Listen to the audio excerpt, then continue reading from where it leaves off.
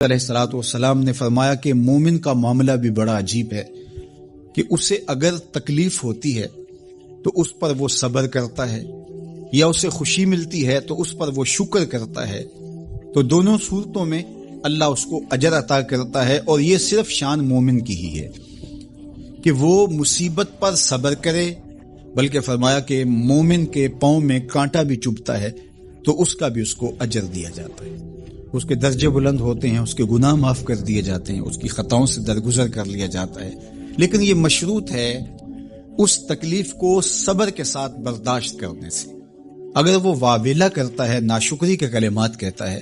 تو تکلیف تو ختم نہیں ہوتی لیکن اجر زائل کر دیا جاتا ہے۔ تو اس لیے ہمیں ہر صورت کے اندر صبر کے دامن کو مضبوطی سے تھامنے کی تلقین کی گئی ہے، اور اہل ایمان کو یہ بھی سبق دیا گیا کہ جب انہیں کوئی بھی مصیبت پہنچتی ہے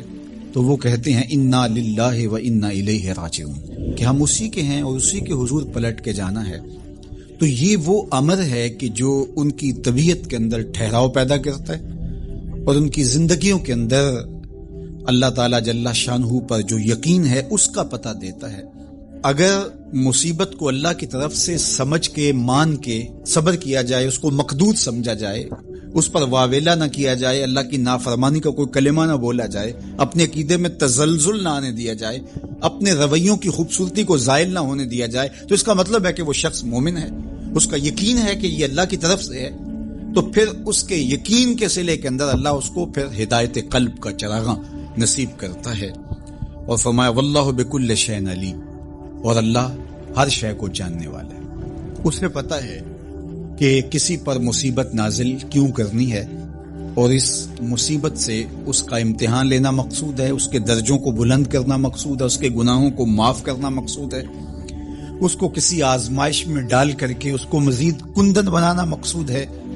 یا اس کا کیا مقصود ہے، اس کو سزا دینا مقصود ہے، یہ اسے پتہ ہے۔ تمہارا رب تمہاری طرف آنے والی جو تکلیفیں ہیں ان کے اندر ہزارہا پنہا حکمتوں سے واقف ہے۔ یہاں یہ بات بھی سمجھنے کے قابل ہے کہ جو شخص مصیبت کے آنے پر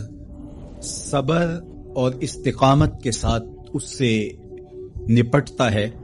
اور اللہ پر جو اس کا یقین ہے اس میں تزلزل پیدا نہیں ہونے دیتا، کل من عند اللہ، اے محبوب فرما دیجئے جو کچھ ہے وہ تمہارے رب کی طرف سے، یہ اس کا خیال اور فکر ہے کہ یہ میرے اللہ کی طرف سے، تو پھر اس مصیبت کو ٹالنے والا بھی وہی ہے۔ تو اگر یہ اس کا عقیدہ پختہ تھا تو پھر وہ مالک کی دہلیز چھوڑ کے، مالک کی چوکھٹ چھوڑ کے کسی اور دہلیز پہ نہیں جائے گا، کسی اور چوکھٹ پہ نہیں جائے گا، وہ اس مصیبت کو دور کرنے والا مؤثر حقیقی اللہ کو ہی جانتا ہوگا اور اسی کے حضور دعائیں کرے گا، التجائیں کرے گا، کسی شرک کا ارتکاب نہیں کر سکتا ہے،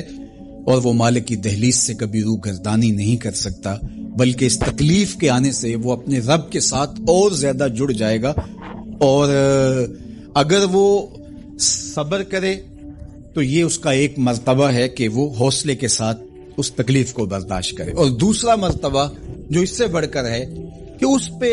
اللہ کی رضا کے سانچے میں اپنے آپ کو ڈھال لے کہ جے سونا میرے دکھ وچ راضی، میں سکھ نو چلے ڈاواں۔ اگر وہ اس بات پہ راضی ہے تو کوئی بات نہیں ہے، میں اس پہ راضی ہوں کہ میرے رب کی یہ رضا ہے۔ تو یہ دونوں چیزوں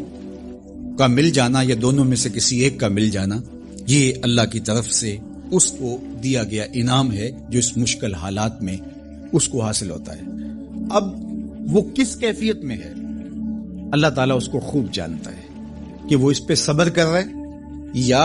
اس کا اندر ڈول رہا ہے، اس کا عقیدہ کمزور تھا اور وہ کمزوری کے باعث جو ہے وہ تزلزل کا، تذبذب کا شکار ہو گئے، تو یہ تمہارا رب خوب جانتا ہے۔ تو تمہارے سینے کے اندر چھپی ہوئی کیفیت تمہارے رب کے علم میں ہے۔